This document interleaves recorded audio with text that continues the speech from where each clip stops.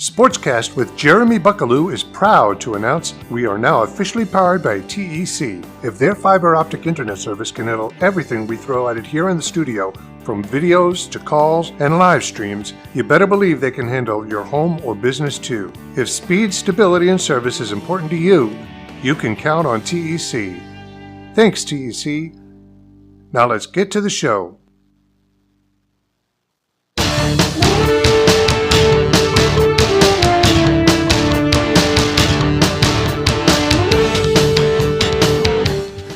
Hey, happy Sunday night.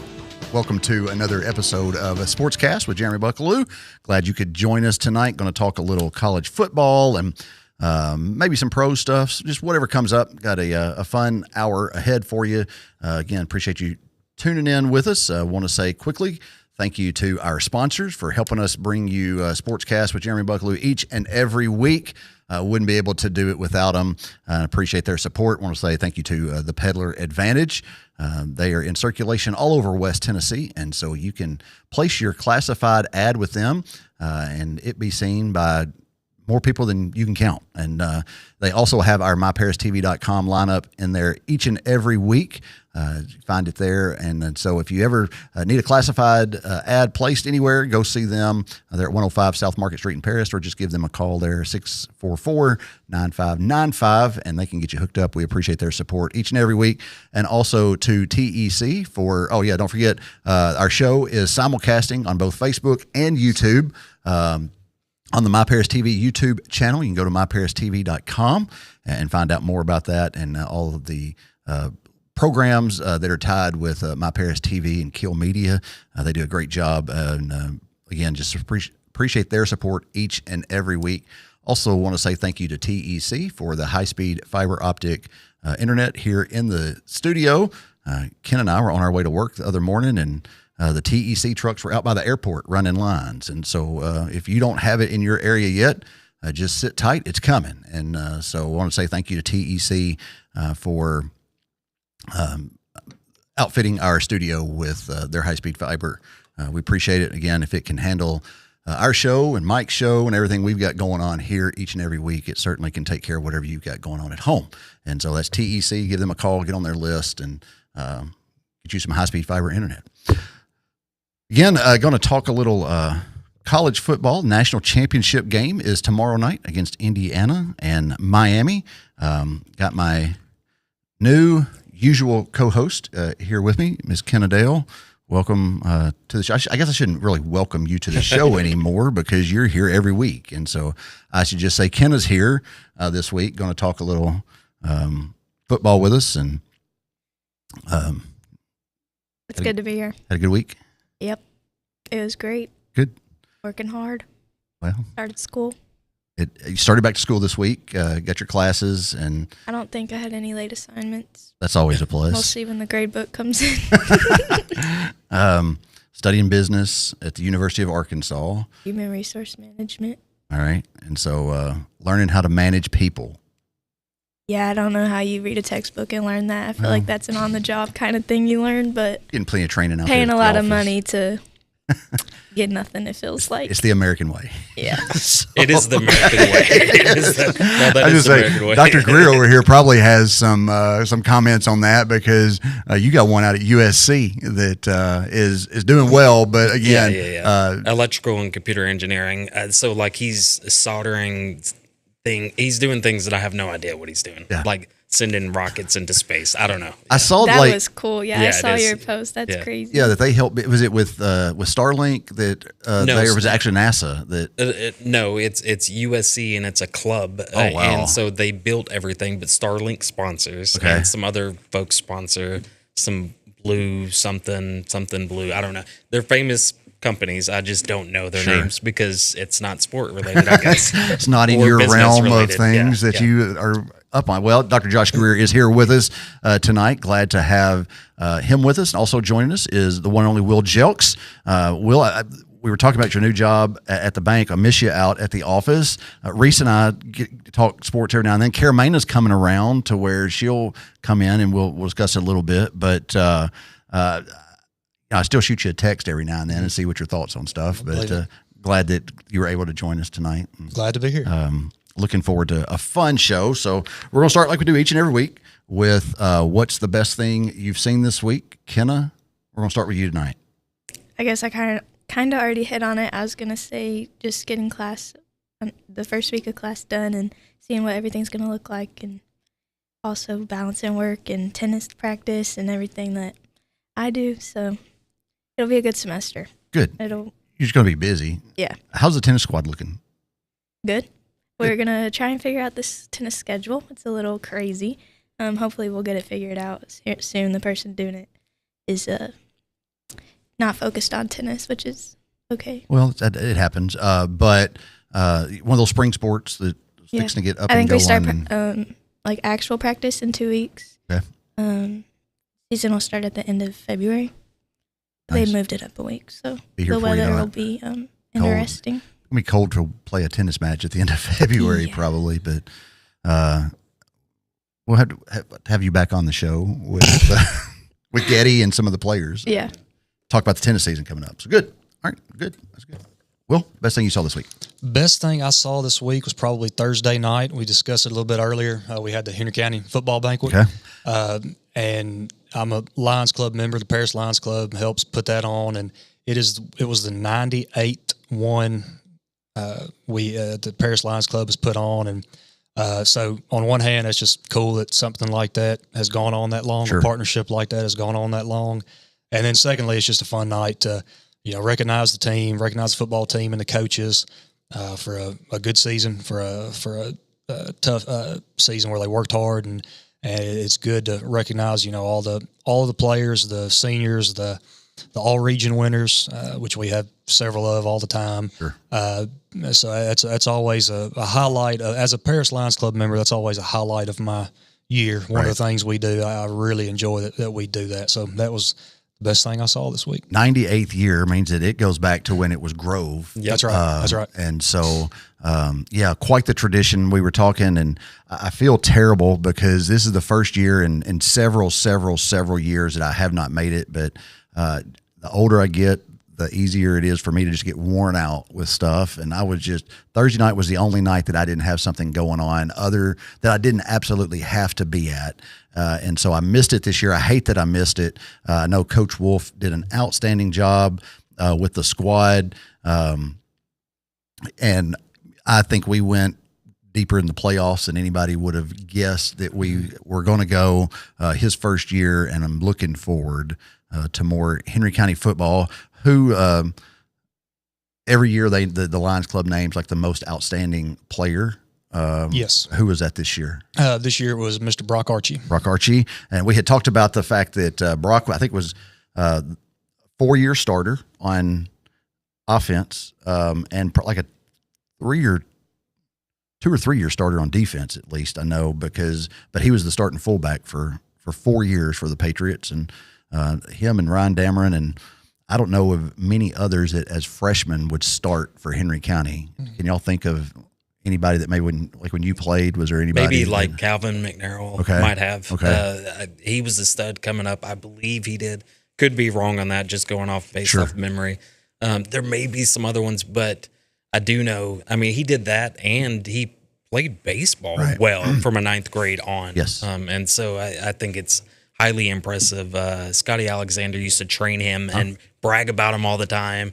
And then finally I watched him. I'm like, he is a stud. Yeah. He's a good athlete. I think he's signed to play baseball, and I want to say it's Dyersburg State, but I don't hold me to that. But I think that's right. Great baseball. Yes, great baseball. absolutely, Yep. absolutely. And expect great things out of Brock, because he's just always been that guy. You know what I mean? Like even as a freshman, getting out there and just never scared to hit anybody, never back down from anybody. And so congratulations to him. That's always a big honor to be named the most outstanding player. And so, that's awesome. I hate that I missed it, but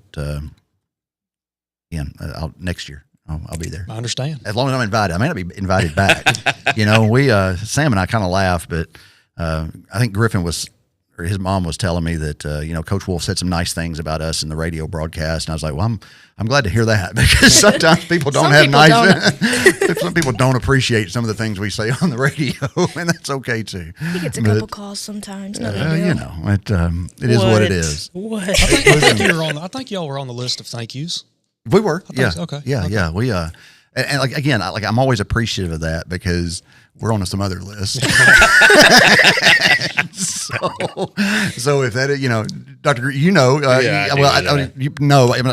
not like that, because y'all do a good job at it. But I was going to say there may be an opening for Henry County football pretty soon if things continue that way. No, it may be basketball. It may be basketball. And baseball. How good are you calling baseball and softball? I definitely love those sports, but I think you are definitely the voice. I would love one day to help out with Henry County. I stated at the beginning whenever I interviewed. Westview was a lot of fun. I mean, obviously, but Henry County is home. So, we played Westview in basketball the other day. Yeah, close. Yeah, they only loss of the season for our boys, and they just got something like, you look at Asa Barnes and Miles Brown on that basketball court, and they're some of the biggest dudes on the basketball court, let alone the football field. When they're just athletes. And I'm so old that Asa's stepfather I taught. Okay. As a young man, I won't say kid, but as a young man, I had him in middle school and high school. And I like to say mentor, but Jermaine, if you think that's too far, whatever, you can call me out on it.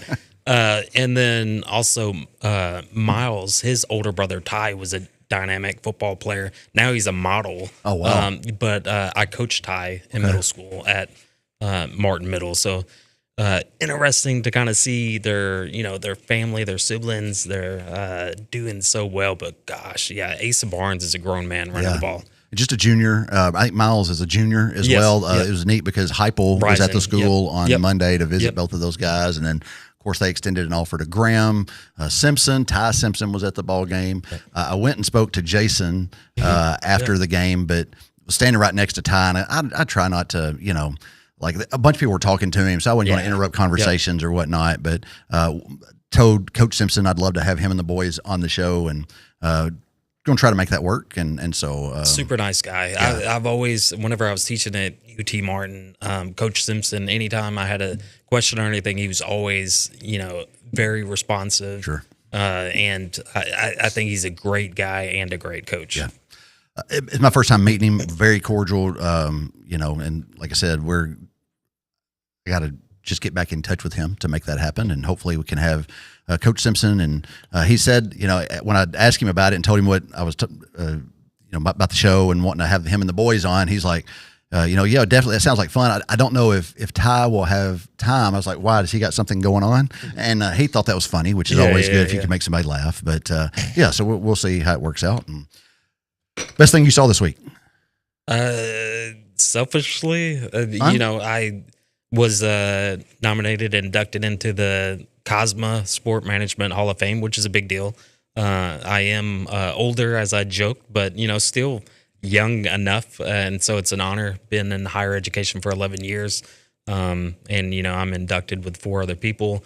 It's the accrediting body. I will be the only person in West Tennessee ever to win it, so that's really cool. Congratulations. One other guy in Tennessee won it. He's the head of sport management for the University of Tennessee at Knoxville. So really cool. Very thankful. I'm very grateful for that. I was taking Wesley to the dentist and got an email, and I was like, wow. Like, how about that? Yeah. How do I celebrate? Oh, he's Let me tell the dentist. No, I didn't tell anyone. And I just went on my way and then told Morgan and then posted on social media like everyone does nowadays. But no, it's a great honor, and I'm excited for this. It means a lot because all of us, we work hard at our jobs, and whenever you're rewarded without knowing is kind of a cool feeling. Sure. Yeah. Last time you were on, we kind of talked about some of the new projects you had going on with Nirvana and the prep report and all that kind of stuff. And here this week, you launched a merch store kind of for Nirvana. I sent the link to Kevin and put it up. You can get the Run the Dang Ball sweatshirt, which I love, by the way. Comfort colors. But there is a website up there at the top. for that. And man, you've been at it here. Yeah. Well, I'm trying to get money. So like I have my credentials for NFL events. So therefore I've been blessed this year as well with the Super Bowl, getting my credentials only for the week, not the game, but only for the week. But either way, I can take students, I can take people. I have a list.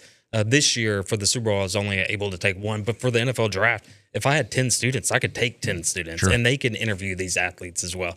So I think it's really important to have experiential learning. Not only does it help them develop as individuals who want to work in this field, but it also provides them an opportunity to stand out amongst those who are applying for jobs. Sure. And so that's exactly what we're trying to do, is build a brand, but got to have money to do it. I've spent some money out of my pocket, and as we all have, to help students get from A to Z, but I'm hoping we can fundraise and do some other things as well.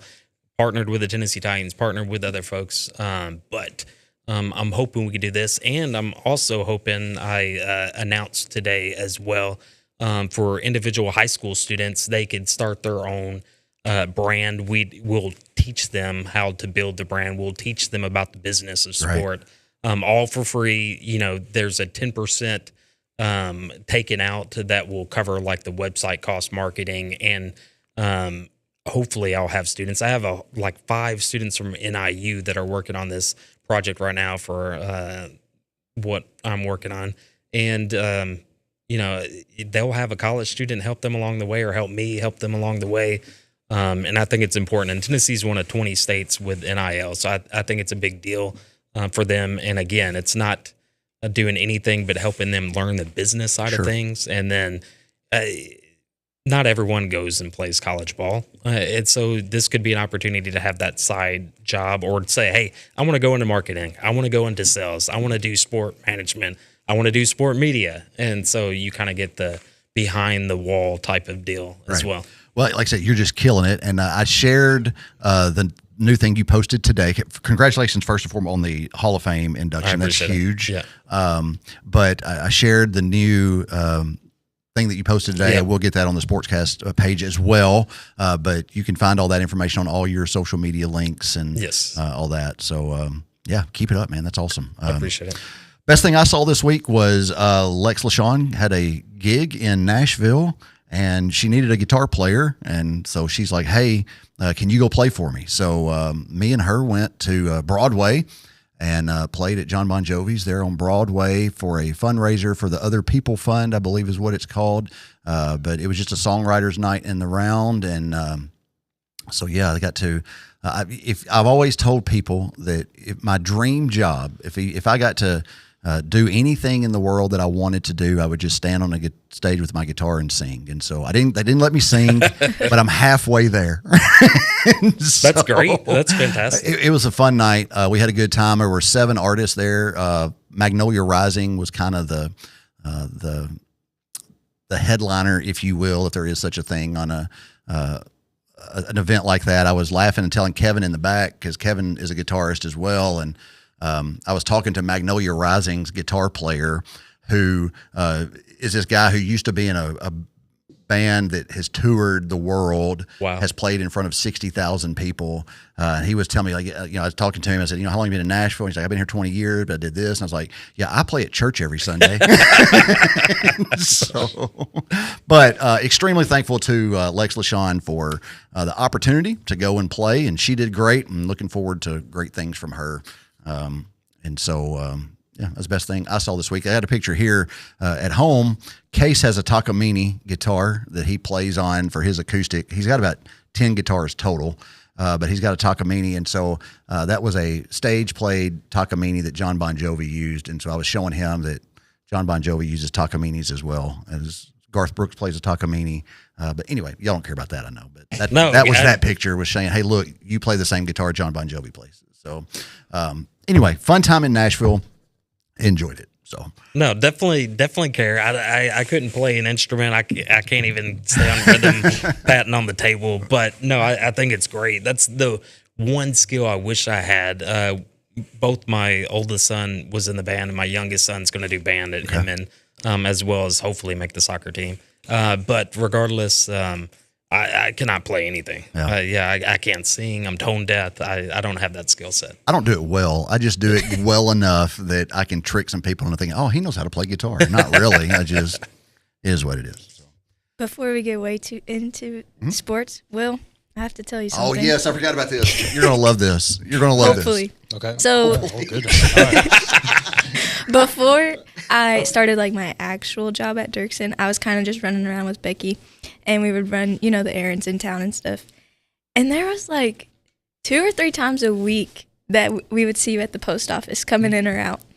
And so one day we were coming home, and I was like, Dad, I think Will Jelks is Blue's Clues. You remind me of the guy from Blue's Clues because it's like, oh, he has a letter in his hand that he's taken to. And I think it's the dark hair. And I think one day you had a green, something green on. So I was like, Okay. you're Blue's Clues. So now she calls you the Blue's first one, Clues. the original Blue's Clues guy, or the second one? Weren't there 2?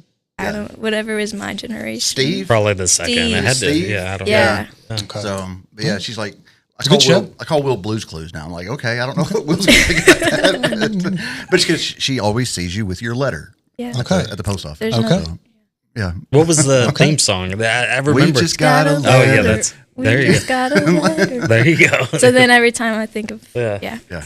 So Okay. there you go. Blue's Clues.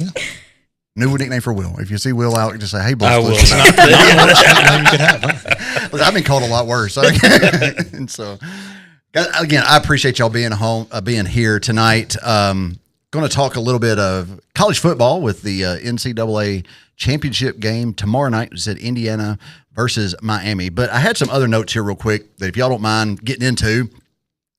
Next week on SportsCast, we've got our 3rd installment with Caden Marshall, who just left. I think he left yesterday. I saw him at the ballgame Friday night, and he was saying that he was leaving yesterday to head to Dallas, to SMU, where he committed. And so Caden is down in Dallas getting ready to play for the Mustangs. But it just talking about the transfer portal process and everything that came along with that. It's going to be a great show. Y'all tune in next Sunday night at 7:30 for that. But there were a couple of things I thought were interesting, and both of you guys are so invested in college football. I thought it'd be fun to talk about in Kenna too. First of all, at one point, I think it said there were 1/3 of all athletes that were on rosters were in the transfer portal. Yep. I mean, Yep. is that what the portal was intended for? No. So how do you fix it? Because in a situation like it has worked out very well for Caden, and I'm proud for him to get those opportunities. It's awesome that he can utilize that the way that, again, Caden came out of high school, went to TSU. When Eddie George left and went to Bowling Green, that's when Caden transferred to Bowling Green because they said, hey, once the portal opened, they want their players, obviously. Saw that with, you'll see that going on now. But then made a big enough name for himself at Bowling Green that he knew that he got in the portal again, some big-time folks would be coming after him. And sure enough, that's what happened. And you can watch that show next week and hear all about that. But decided on SMU. And so he used it, in my opinion, the right way.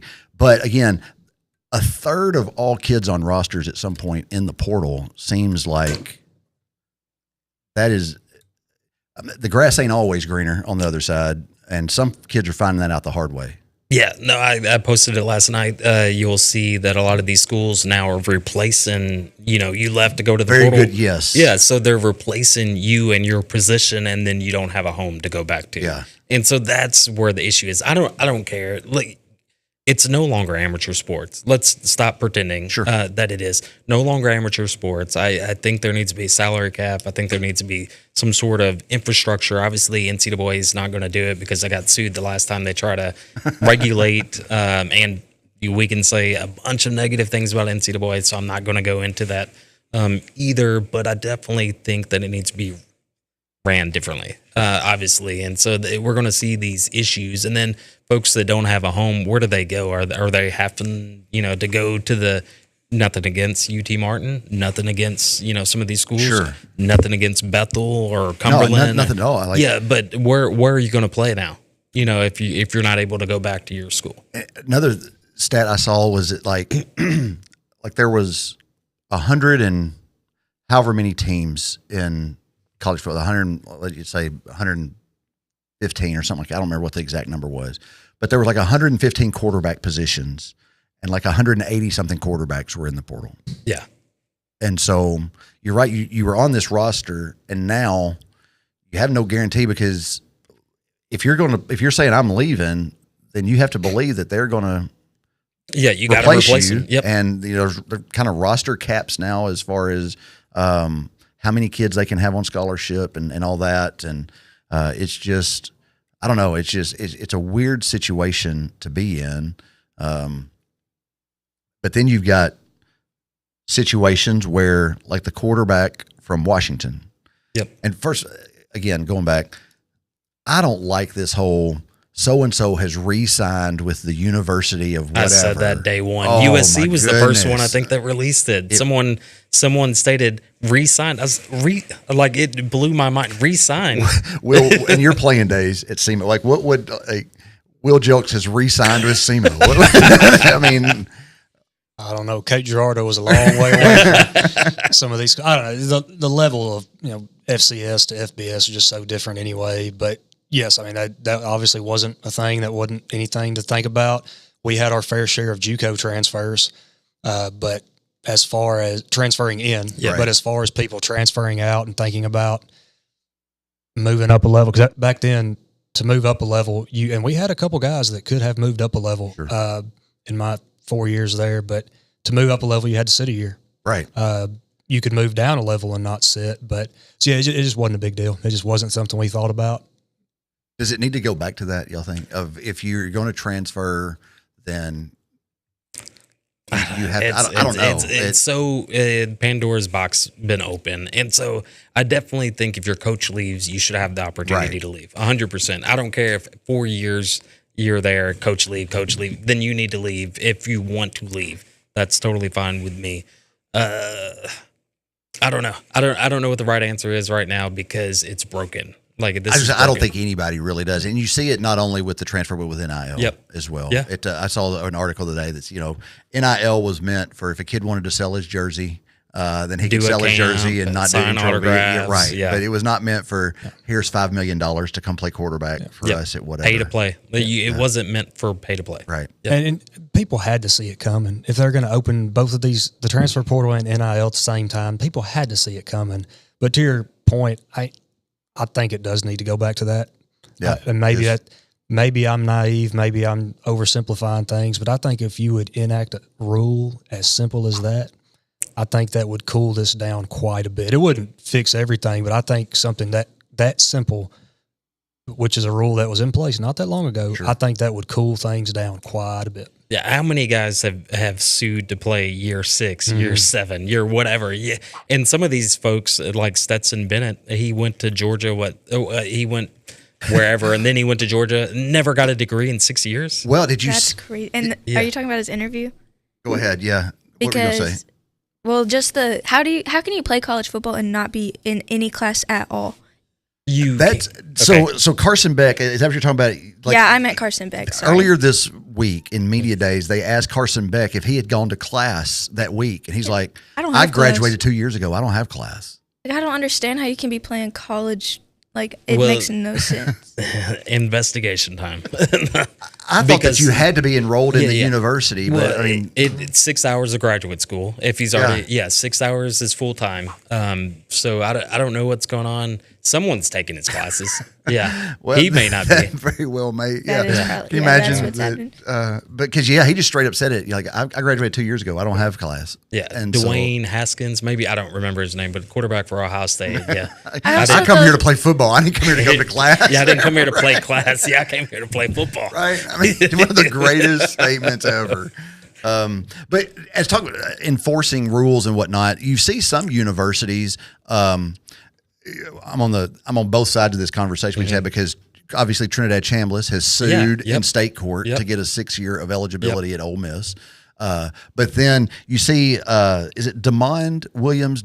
How did you say that kid's name? I don't know. But the quarterback for Washington, re-signed with Washington, and then Lane Kiffin and LSU came calling after he had re-signed. Yeah. Prince Will Umanmielen, our defensive edge at Ole Miss, re-signs with Ole Miss. Lane Kiffin and LSU come calling, and he's like, I'm in the portal. And Ole Miss is like, no, you're not. Yeah, you signed this contract. We've got a signed agreement saying you're staying here. The question with that is, well, if you force him to stay there, how motivated is he going to be to give his best effort? Draft stock. That's what I was going to say. It ultimately affects his next career move. Yep. But you are starting to see more these schools saying, if you're going to sign a contract, we're going to hold you to that contract. Well, I got two examples, sadly. Micah Parsons set out a year for the COVID year and trained the entire year, still did pretty well for the Dallas Cowboys. Sure. And then Jermon McCoy, he could have played this year. Right. He could have. He was well enough to play early on in the season, and he set out the rest of the year to prepare for the draft. And so, yeah. And these schools have to do something, because I'm sure their donors are going to start requiring a little return on that investment. And there haven't been any rules really where the school can hold them accountable. But you cannot do pay for play. That's the thing. And so they're doing these loopholes around it, but you cannot pay to play. So you can do marketing, you can do whatever. Sure. You got to tie something into. There's a tangible component to it. And like we're seeing too now of, and this is just rumor mill. I don't know, know, Twitter, X, whatever it is, fodder that you read. And first of all, let me say, I don't believe about 90% of what I read now on social media, but you see it going so far as other schools offering to buy out the contracts of these kids at the schools where they currently are. I mean, like I said, it has truly turned college sports into a semi-pro league for the NFL. It's a pro league. If you look at the Power Four, it's a pro league. It currently is. There's not rules and regulations that are equal to a pro league, but it is a pro league.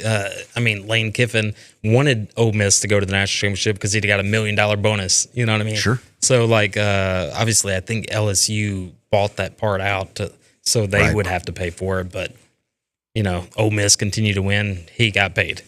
And the NCAA and conferences have asked for this. I mean, they've made college athletics about money for decades. Oh, that's true. I mean, they haven't, whether it's the old bowl system going to the BCS and then going to the 14 playoff and then now to the 12-team playoff and then who knows what's coming next. None of that is for the well-being of the athlete. Oh, no. I mean, it's to make money because the colleges and the conferences want that money. So I mean, they kind of made their bet on They kind of made their bet on this, and then the players they want some of that too. Sure. They've caused this in a lot of ways. Well, I think it just like even the TV packages, like that's exactly ESPN paying like billions of dollars to air the SEC because and making them play in Oxford, Mississippi, and Baton Rouge, Louisiana, at 11 o'clock in September just for a TV slot. Right. Yep. But it's about where ESPN tells them to play. Almighty dollar. That's right.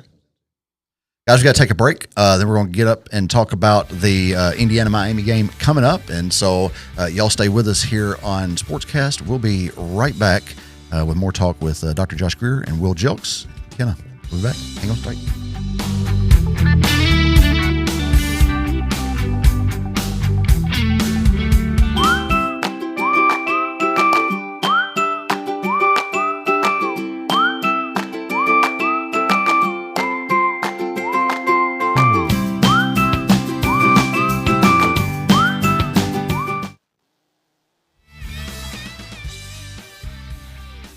As mentioned, next week here on SportsCast, it's a pre-recorded show, but it's a great one you won't want to miss. Sat down with Caden Marshall before he headed west to Dallas, Texas, talking about the transfer portal process that he went through. And again, Caden's one of the ones that it has worked out well for him, doing it the right way, and super proud of him as he will join Rhett Lashley and the SMU Mustangs. And so you can hear all about how that went down and what other schools were interested in him and his experience with his visits and all that next Sunday night here, 7:30 on SportsCast with Jeremy Buckelew's Facebook page and on YouTube at the My Paris TV. Don't forget about Mike Weatherford's show this week, talking to Carolyn Weaver and others, and Gary Wayne Sutton. Gary Wayne Sutton is on death row at Tennessee, and some new developments potentially in his case. And so Mike has Carolyn Weaver, who, don't hold me to this, I want to say that is Gary Wayne Sutton's sister, maybe. But she is going to be in studio, I think. And then last time they were able to, I think, Zoom with Gary Wayne Sutton. And so it was a phone call. Sorry, Kevin corrected me on that. It was a phone call. And they're going to try to do it the same way this time. And so that's Tuesday night, January 20th at 7 o'clock on the Mike Weatherford Show. Make sure you tune in for that and join him. And then on the Tennessee Informer this week, what you need to know about Real ID with special guests Karen Bracken and Twyla Braze. Again, that is Monday night, tomorrow night, the 19th at 7 o'clock on the Tennessee Informer. You can find that on the Kill Media Group and myparistv.com, and on Facebook, like all the other shows that we do here. And so, talking Indiana, Miami for the national championship tomorrow night. And so I've got some stats here, and I'm a stats guy. Y'all, I enjoy my stats, and regardless of what some people, what was the quote, Will? Who was it? Back in the day, Steve Spurrier, I believe he said stats are for losers. Well, Kenna has established on the show that I am a loser. And so I've got some stats for us here. Indiana, obviously, coming into the game tomorrow night, 15-0. Miami's 13-2 with losses to Louisville and SMU.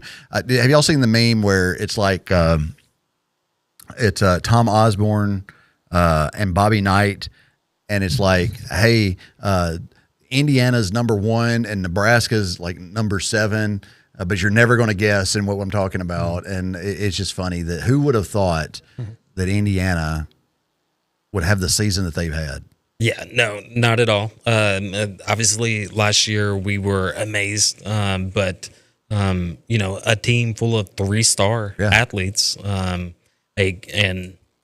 I hate to say this, sounds ageism, but for a head coach who didn't get his head coaching opportunity till way later in life, not to take anything or diminish anything that he's done, because he's done a fantastic job up into head coaching jobs at James Madison and obviously now at Indiana.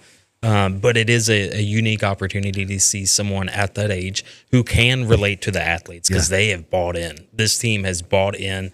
And I truly believe that this Indiana team is for real. I didn't think they were until they played Ohio State. And then I was like, all right, I'm sold. Yeah.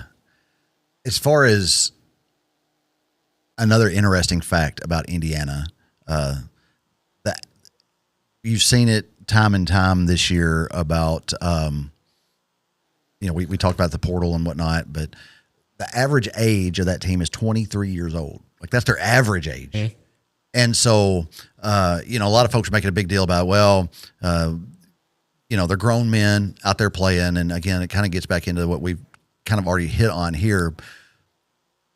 Is that the future, you think, of college sports? If you want to win, you're going to average. I remember even Deion Sanders saying that when he took the Colorado job. He didn't want to recruit high school athletes. He wants people with experience that are proving at this level. So you want a proven athlete. But I see teams like Indiana, and if you want to shoot up the sky real fast, obviously you need to have people that have already done it and had success. As a Tennessee fan, I'm excited to have Faison Brandon come in. Yeah. I'm scared to death to have him start as a freshman, so I was hoping we would sign one of these guys. And now that Duke, their quarterback, is, I guess as of yesterday or maybe today, has announced that he's going to go into the portal as well. You start looking at some of these guys, and Sam Leavitt, got excited for him for a couple of days. And then now I hope we sack him 12 times, in Knoxville. But, it is interesting. You want people that are proven. I do think, 23, is that what you stated? Yes. And the average age of the Colts was 25, I believe, is what the comparison was. So it is unique to kind of see this approach. Whitney had an interesting take the other day, and I don't disagree with her.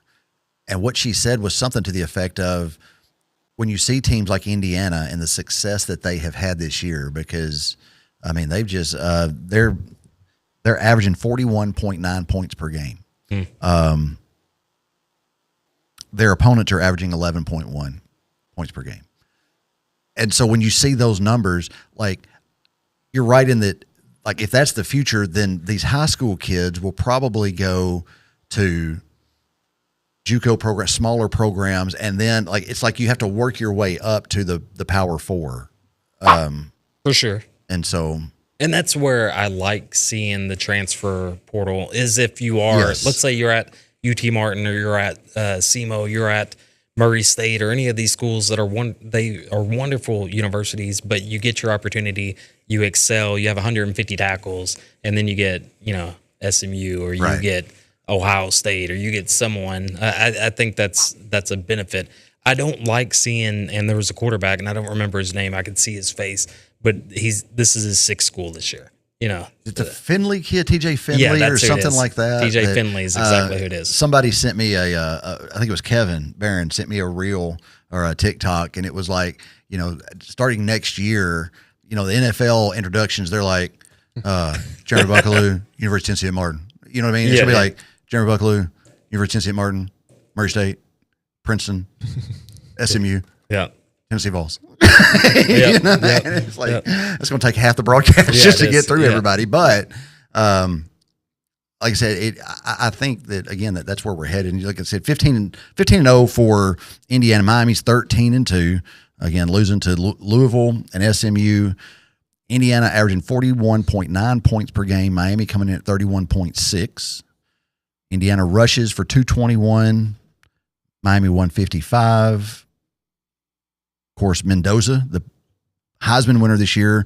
Indiana throws for 252 a game, 255 for Miami. So Miami has the advantage there. Mendoza's thrown 41 touchdowns. Beck has 29. But again, here, the opponent's points per game are 11.1 for Indiana, Miami 14. And so I think it's going to be a very good defensive battle. I haven't seen anybody that I think can stop Indiana. Go ahead if you're about to say something. I'm going to put it very simply. I'm not picking against them. Yeah, no, I don't think you pick against them, but I've seen people say that they're going to get mollywopped by like 35. I don't believe that's the case. I don't think Indiana? it's a tease. No, that Indiana's going to run away by 35. Okay. No. But either way, I don't think they're going to be TCU. I think it's going to be within 14 points. I'm going to go ahead and say I think it's going to be a closer matchup than most people think. I do think Indiana's a better team. I think Indiana's a fantastic running team. Fernando gets all of the praise. He wins the Heisman. But I think both of the running backs are fantastic. Well, 221 a game. Yeah. I mean, that's a lot. Yeah. That's saying something. Yes. And the Big Ten, which, listen, I am SEC through and through. Yep.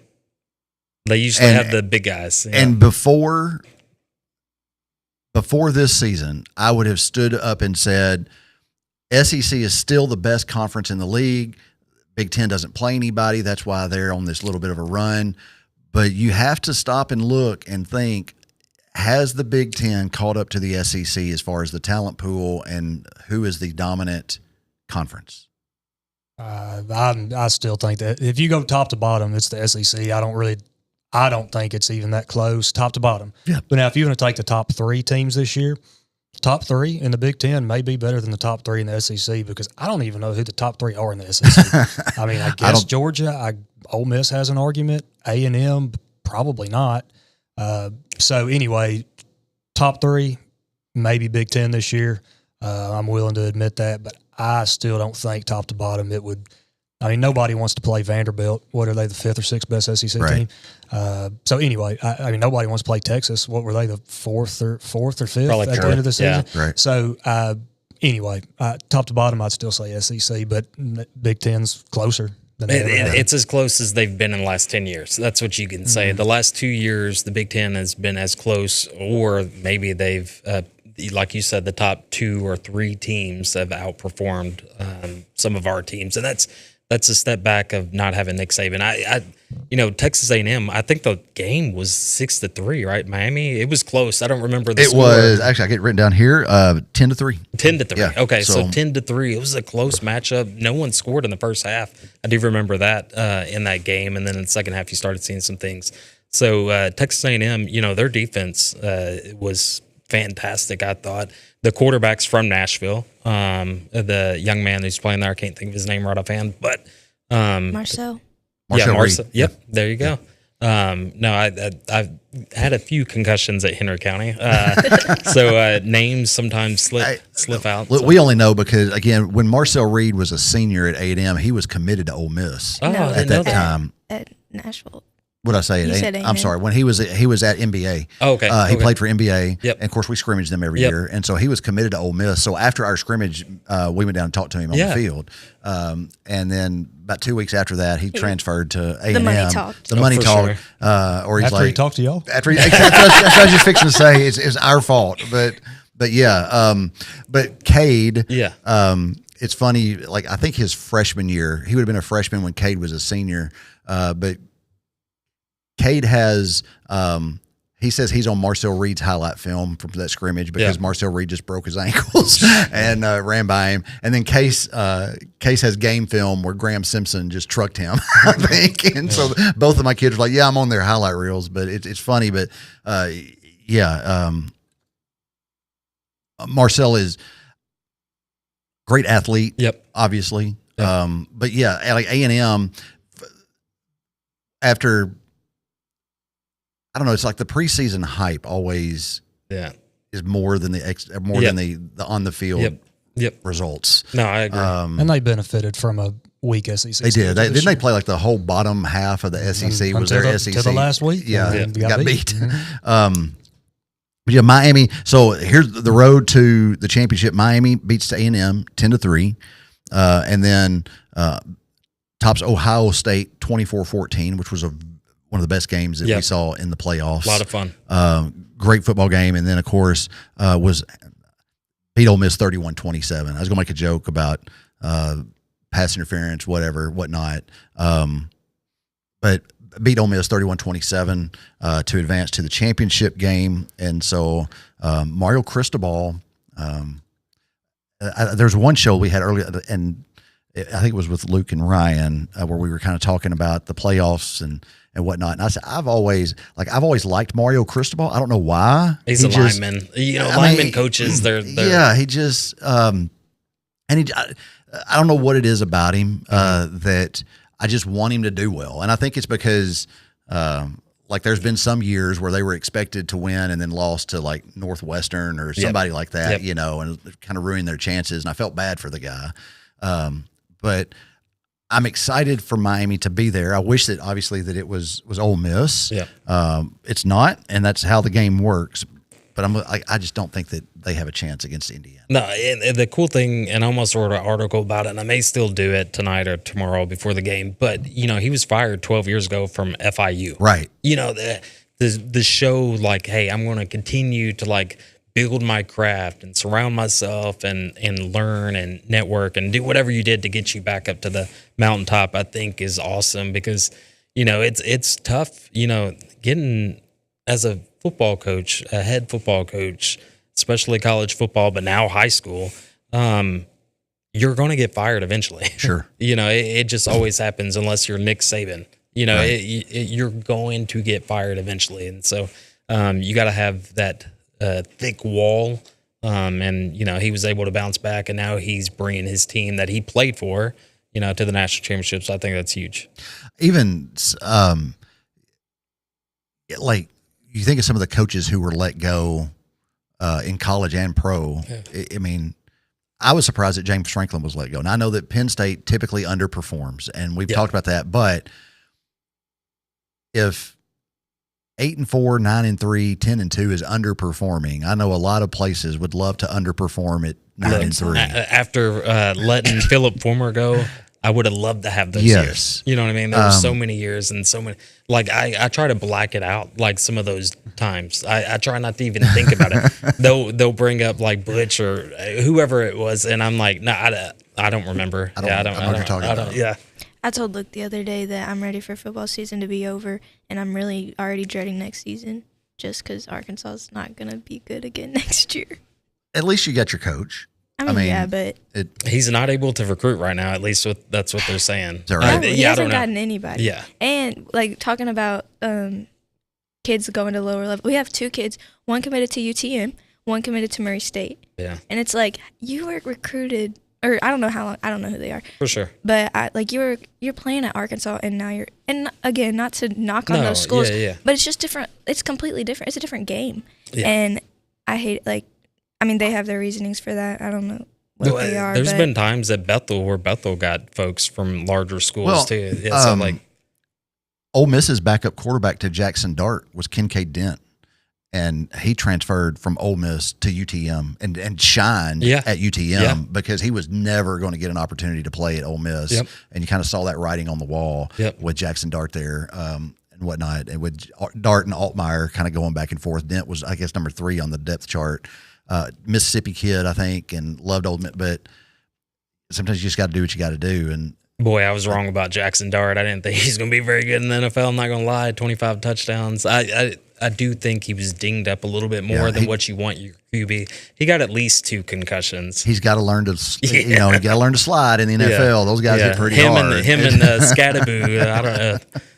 The Mighty Ducks, those 2 brothers. I don't remember the Bash brothers. That's who they are. But Kenna, y'all can keep your head up about Arkansas because Indiana's 24 hours away from winning the national championship. Yep. Anything's possible. That's true. Because what were they? 2 years ago, they were what, 2-10, something like that, 3-9, something like that. They were not very good. They were number 1 in NCAA for the most losses in the history of college football. On the little ticker down at the bottom, Kevin's been running some little fun facts about the game tomorrow night, and Indiana, their first ever national championship appearance.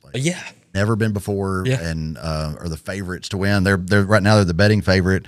When I looked before the show started, Indiana's favored by 8.5. Good night. And that's Lee Corso, coach there in the 80s or whatever it was. But I hope he's there. I'd love to see Lee there. Hopefully he's healthy enough to be there. They're talking with the game day crew. I've seen posts about, hey, do what you have to do to get him there. And so I think it would be great if they're able to do that. I hope they are. But Alabama's road to Miami tomorrow night. Of course, had a bye. Indiana, the first team to break the curse of having a first round bye. Yep. 1-7 in playoff games for teams who have a first round bye, which is I can see it both ways because when you've been off a month, because from the time that you play your last game until the playoffs get going, and the second round, it's almost a month from the last time you suited up and played real speed, probably full contact football. And 1-7, I think. Yeah, it shows you. So, do you change the playoff to no first round buys? Well, I think this year when they changed the seeding, that helped a little bit because year one, there were a couple teams that got a first round bye that should not have gotten a first round. So that's going to correct itself a little bit there. But I think that's a good point. I don't know. We were talking about the changes of college football earlier. One thing I did not see coming is the impact it was going to have on the conference championship games.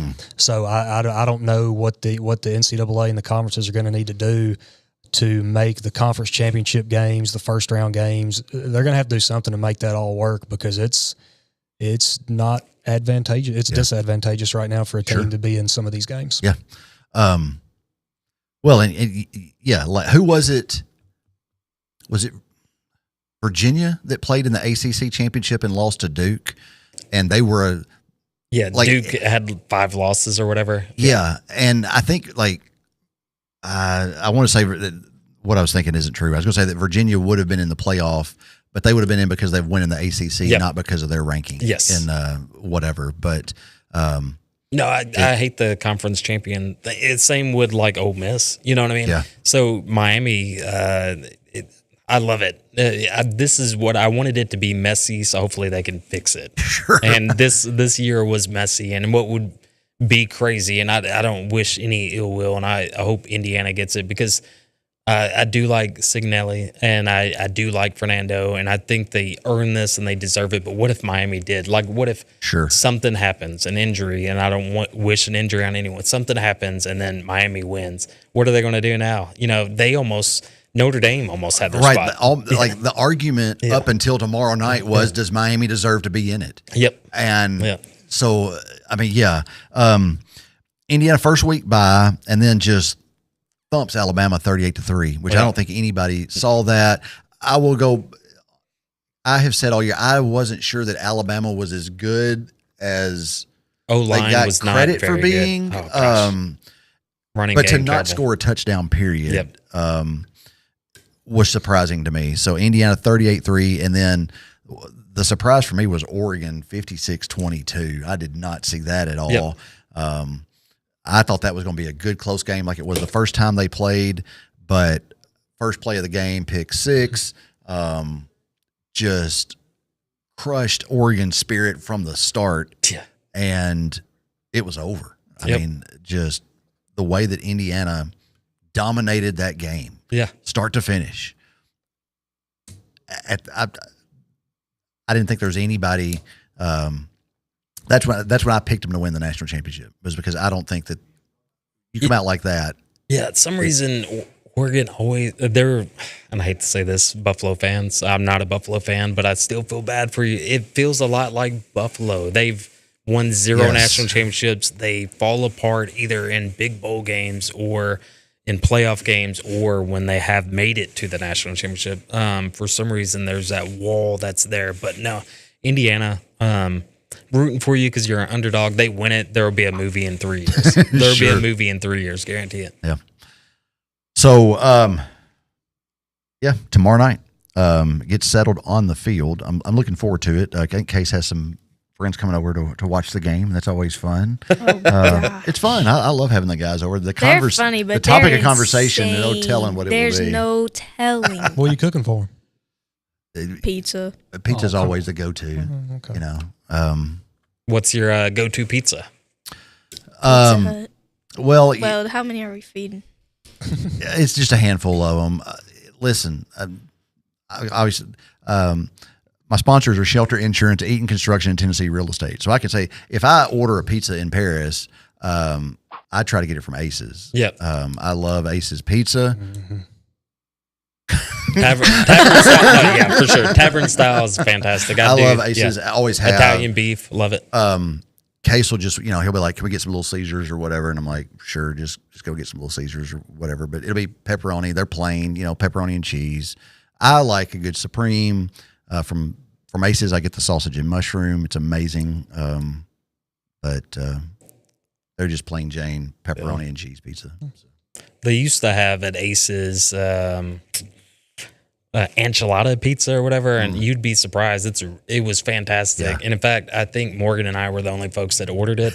And then finally they stopped carrying the chorizo. And so I was like, come on, Wayne. Their taco pizza was always really good. Yeah, too. their taco pizza is was great. Just Yeah, amazing. no, yeah. And The I love Inferno. it. Yeah. What do y'all's? Are you gonna cook? Like, you got some I don't wings know. or whatever? I don't know. My wife normally does a very good job of Super Bowl. Yeah. I don't even think we're doing anything. I mean, my 2 little girls will be rolling on the floor in front of me, I guess. But Nothing wrong with that. she'll probably have something good for me. Nice. Yeah, she's pretty good at it. Good. Well, are y'all gonna do anything special or just? Yeah, no, I don't know. Typically, we go to friends. We've been so busy running in different directions. I don't know if we may just chill at the house, order some pizza, or do something like that. This will be the first time in a long time that I can just relax and enjoy the game. So I think that's probably what we'll do. Nice. Final prediction and score. What are you going with? It has been stated I'm going to go with Indiana. I'll probably go, that's going to be 34-17. That's a good spread. Yeah, I haven't really thought about it. I'll do 31-21. I'll do a 10-point differential. Right. Yeah. Kenna, what you got? I'll go Indiana 38-21. Okay. Reese asked me the other day at the office what I thought, and so verify all very close. I'm going Indiana 35-20. And so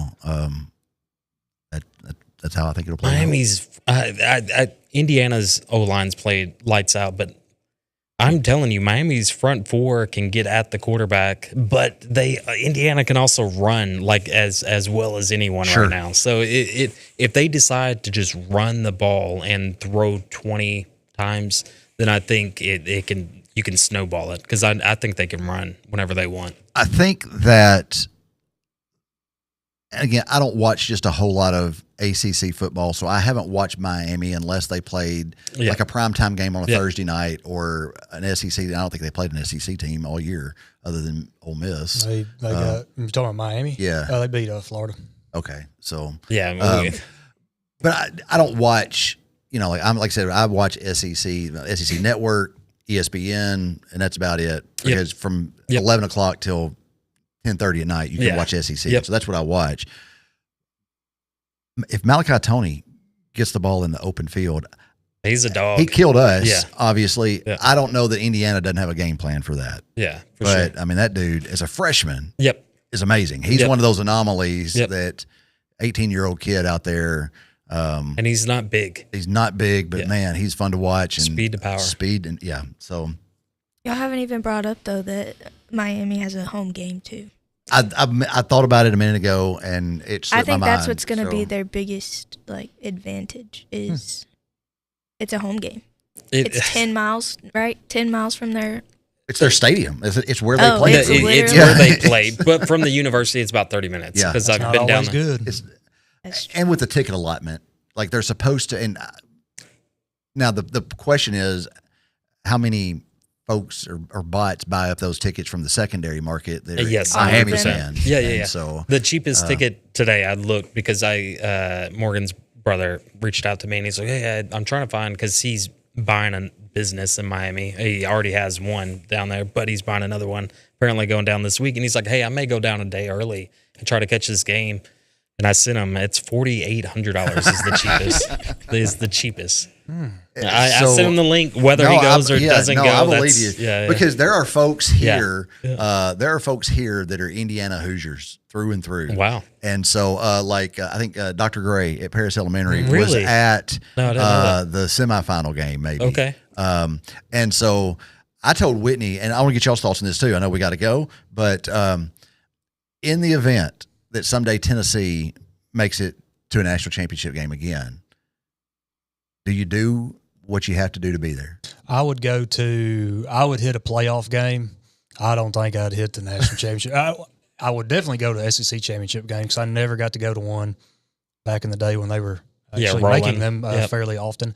My brothers got to go and all that, but I'd probably go to a playoff game. I don't know. $5,000 a ticket is just. And then you got to get there. Get there, accommodations while you're there. Yeah, and they're going to be outrageous as well. I don't know what an Airbnb in Miami is for tomorrow night, but I can't imagine that. Yep. But so, I mean. Would I? Yeah. Yeah. No, I wouldn't. If I had to sell feet pick or sell a kidney, I don't know. We're figuring this thing out. Well, it's because, I mean, we had the conversation, or I shouldn't say we had the conversation. I had the thought. Yeah. He had it in his head. I had it in my hand. The conversation didn't happen. I will tell you this. I did buy a ticket, and I actually bought a ticket for a student who helped me with the esports at Bethel for the national championship when it was in Indianapolis. And we were able to get a seat. I waited to about an hour before, and it was about $400. That's what I would think the game plan would be, is you just wait around outside. Yep.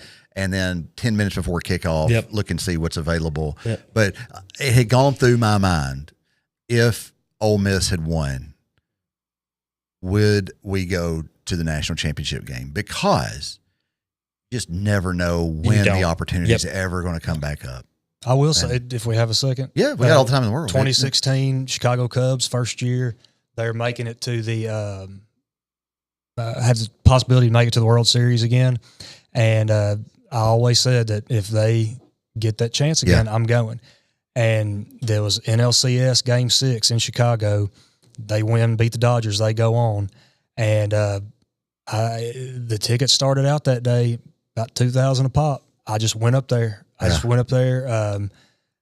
And was going to scout. And about 10 minutes before that first pitch, I found one outside. My wife now, girlfriend at the time, found one for about $350 each. Yeah. So I'm very glad I did that. Sure. So it's worth it. It can be worth it, but I don't know what scalping a ticket is like now with everything online. Everything's anyway, digital. It was worth it back then.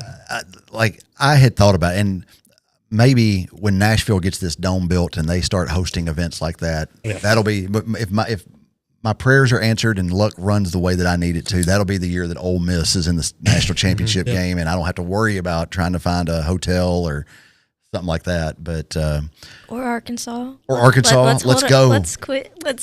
Let's not show a bias here. Well, Arkansas has great track, right? So you can go to that national. Their gymnastics team is phenomenal. I heard their dance team did well. Baseball is usually I don't know favored pretty heavily to make it to Omaha. Yeah. And baseball's usually they always sell too. Don't worry. Well, listen. I'm telling you, on if Arkansas baseball ever gets to the World Series, we'll go to that. And if they ever get a national championship, is that like a shake? Can we shake on that? I'm saying on the air. If I'm They're there all the time. I mean, to the national championship. Well, Luke and I really did last year. Was that last year? It was it last year or year before? I don't remember, but Luke was like, "We're going." Yeah, last year they were really good. Yeah. And so they should be good this year. They should be. 20 days, I think. Okay. I saw that. But yeah, if any of our teams ever make it to a national championship, I think I will do everything that I can to make it to where we can go. Now we just got to get there. So that's right. All right, guys. Appreciate y'all for coming in. Don't forget next week shows with Caden Marshall will air at 7:30.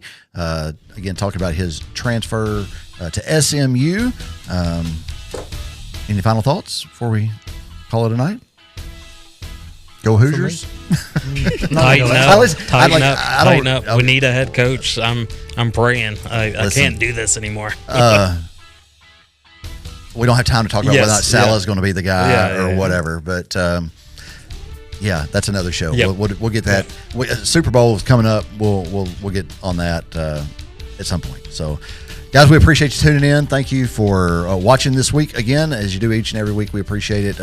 Again, thanks to our sponsors, The Peddler. Thank you, TEC, Shelter Insurance, and Philip Massey, Eaton Construction, Nathan Eaton and his crew, and Tennessee Real Estate, John Trosper and his folks out there. We appreciate you bringing the show each and every week. Thank you to Mike Weatherford for letting us use the Brewer Street Mafia studios. Kevin Kill and Scott Norwood in the back, keeping us on air.